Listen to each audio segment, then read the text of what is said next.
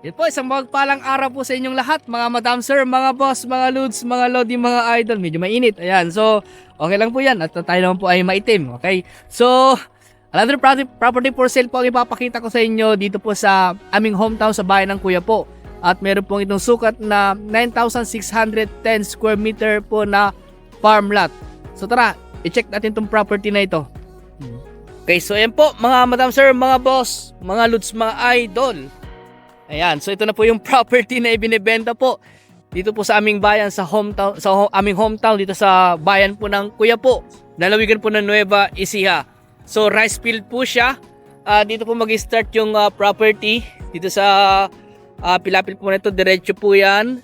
Hanggang doon ba bro sa may ano? Boss, may mga kahoy?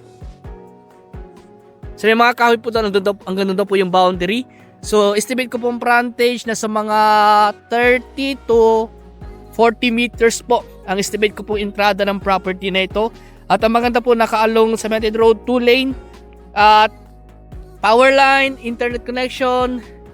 Ayan po, andito na rin po power line at internet connection. At ito naman po yung way na palabas po, papunta po sa National Highway Pangasinan Nueva Ecija Road, yung labasan po nito sa main highway po, main road. Nasa mga ano lang po, mga kulang-kulang 2 kilometro po siguro. Estimate ko po yung kanyang layo o distansya papunta po sa highway. So source of water po dito, deep well. Di po lang namin sure kung meron na nawasa. At ang maganda rin po dito sa property na ito, malapit lang po siya sa tourist spot dito sa bayan ng Kuya po. So yan po, maraming mga tao po ngayon, dinedevelop daw po nila yung tourist spot po na yan kasi meron pong lake po dyan. So, nidevelop daw po ni Mayor. Yun po ang sabi sa amin ng source po namin. So, sa property na to, meron po kami source. Kasama po namin siya ngayon. Ayan, so hanggang dito po yung frontage po. Sa pilapil po na ito, diretso po yan. At yun nga po sabi ko, na sa mga 30 to 40 meters po ang kanyang entrada. Sa ngayon po ay tawag dito, bubukirin na nila ulit. Katapos lang po nilang umani. At meron po siyang kanal po dito. Ayan, siguro po yung tubig po nito ay galing po sa may lake. At ay, meron pala irrigation po dito. Andiyan pala yung irrigation.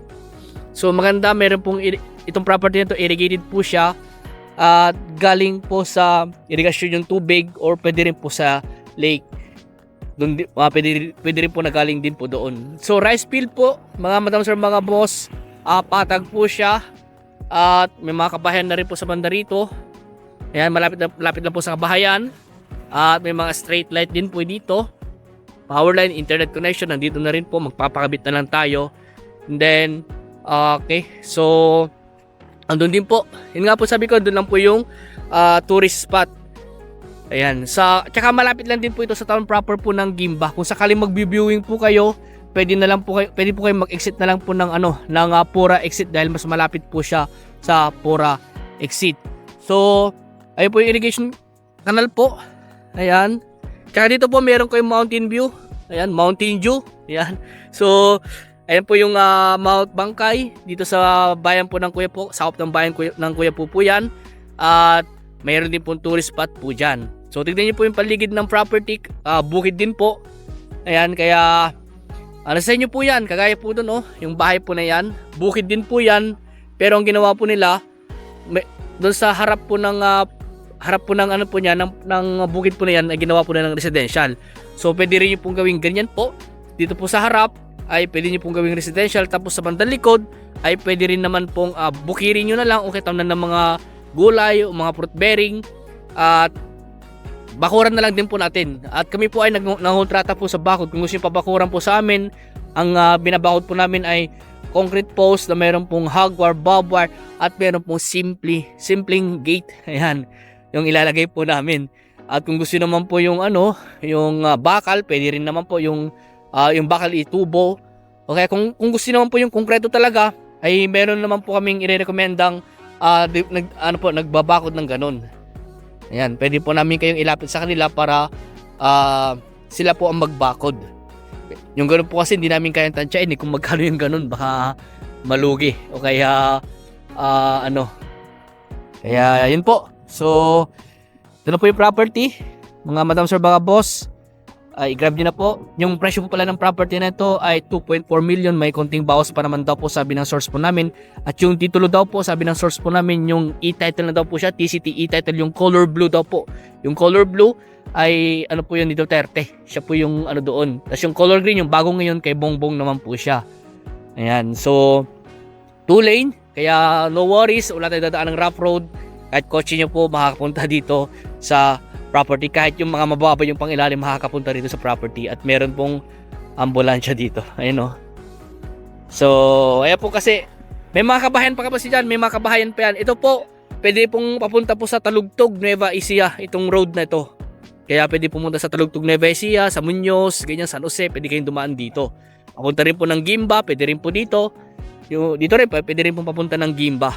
Bali, malapit lang po dito yung boundary po ng Gimba, Nueva Ecija. Mga ilang minutong driving lang po. Ayan. So, kung may katanungan po kayo regarding sa property na ito, pasensya na po, hindi ko na mapuntahan yung ibang part. Yung drone video na lang po yung maghahatid po sa inyo sa iba-ibang part ng property na ito. Dahil maputik po yung kanyang pilapil at medyo madamo. Ayan. Kung ano yung nakikita nyo po sa video, yun na rin po yung actual na tawag dito na itsura kapag nag-viewing po kayo sa property nito. At andun po yung kanilang makina, kuliglig tawag namin dyan sa Ilocano, para mag-aararo na po sila. At ito nga po yung kanal ng irigasyon po. Aripit sa tawag namin sa Ilocano po ito. O kaya maliit na kanal sa Tagalog. Andun po yung pinaka main na kanal po ng irigasyon. Ayan.